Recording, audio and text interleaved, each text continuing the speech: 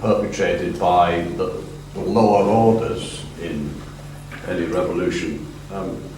Really, if you look at it, it's the lower classes simply mimicking the violence of the ruling class. Right. In a way, you get a pre-industrial peasants' rebellion, and they capture a state official and dismember the body, nail bits of the body to their front door as a warning to any others not to come round. They're actually only mimicking what rulers like Henry VIII did. Henry VIII was faced by a quite serious uprising called the Pilgrimage of Grace, where magnates from the north gathered an army and started to march on London, and were joined by rebels from East Anglia, and it was a serious rebellion. And what he managed to buy them off and persuade the leader of the rebellion that he could, everything was settled now, and he could go off and everything would be all right. Because as soon as the army disbanded, he has the leader captured, brought to London and dismembered, and pieces of his body distributed across the nation to all the major towns. So you get that as an example. What do you expect the lower orders to do? They're only doing what's been done by the ruling class itself.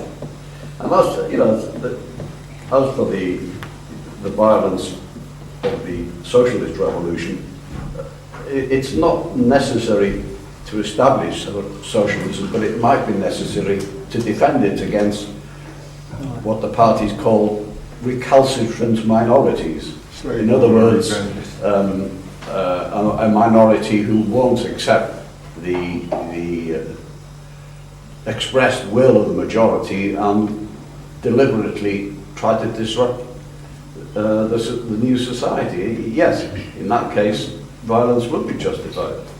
But in the Russian Revolution, the whole period from both of them, if you like, with relatively little violence. I mean, a few thousand people were. I mean, in the February Revolution, what the populace, as you would call them, did was they lynched policemen and burnt down police stations, but they didn't do that to the army. In fact, the rumour went round that some policemen had been seen beating up a woman, and a Cossack had shot it. And even when the Bolsheviks seized power, there wasn't much violence.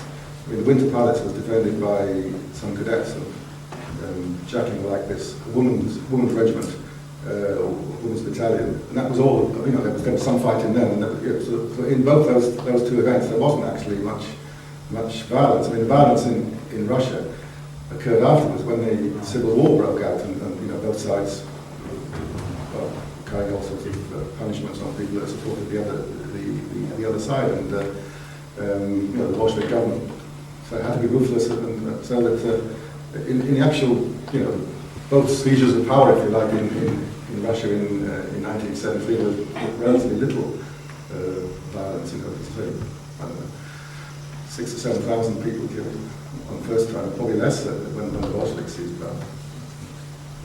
Yeah, in the main, if we were discussing it today and discontent reached that point where the power would be challenged, the main weapon for defending the capitalists would be the national army. Well, that discontent would permeate the ranks of the army also, and the capitalists would not be able to trust the army. I mean, we can see today, particularly in Vietnam, where it was recounted, aircraft carriers, they refused to refuel the aircraft. They couldn't take off. They were shooting officers in the field. So you can get this discontent. If the discontent is that great with the workers and the general population, the army is not immune from that. and if the army said, well, fire on the strikers, somebody in the ranks say, I'm not going to fire on my fellow workers, and the next thing the dispute would break out within the army itself. So it's very difficult at the moment if you have an organization, and this is basically DeLeon's ideas. If you organize first, you educate first, organize, it's bound to permeate the army, and therefore, of course, violence is not your aim, but you may have to do to defend yourself.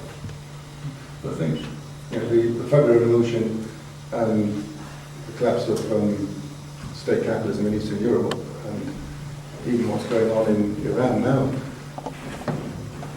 they confirm that no people power, no popular insurrection or popular movement is going to be successful if the armed force, the army, stays loyal to the government of the authorities of the day. But there seems to be a distinction between the police and the army. In the February Revolution, it was the police that did do some shooting, but the armed forces didn't. They wouldn't do this. And I would say that for instance, when East Germany and Czechoslovakia collapsed. In fact, I wish I'd been asked to speak on that. Russian, it'd be more contempt. You can draw the same lessons. These were hard-line, state capitalist governments. They could have, in East Germany, I'm sure the Stasi, what it's called, would have still in existence, and the similar people in Czechoslovakia, but they didn't. The government didn't send them in against it because they realised that the game was up. And I think that as I think it said in the talk, as an aside, that what's happening in Iran now, as long as the army stays with the government, then this popular movement is not going to succeed. I mean, what you'd expect to happen if it was going to happen was the army would come around and shoot at these militiamen that are going around doing method. But they're not, are they? I mean, the army doesn't seem to be involved at all in what's going on. Well, it's not going to happen. They're not going to overthrow the Islamic State or whatever it is. Well, during the war, didn't the Germans have to move troops away from Russia and put them in France because they got infected with the idea of revolution from Russia? First World War. In the First World War you talk about? Yeah. No, there was a party sympathiser I met when I was in Luxembourg, and he was a Polish person.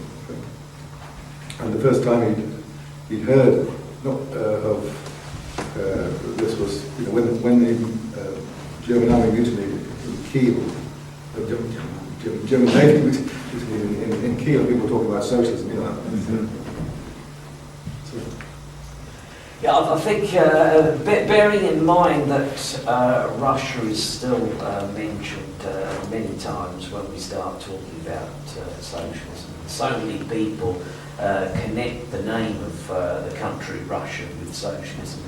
When we're talking with people about this particular subject, one very important thing we need to bear in mind are the essential characteristics of Russian history and the almost complete absence of any realistic democratic tradition in Russian history. The only times really in Russia where there's been any form of democracy are in the two city-states of Novgorod and Pskov in the 11th and 12th century, only for a very short period of time before the Mongols came in, and then perestroika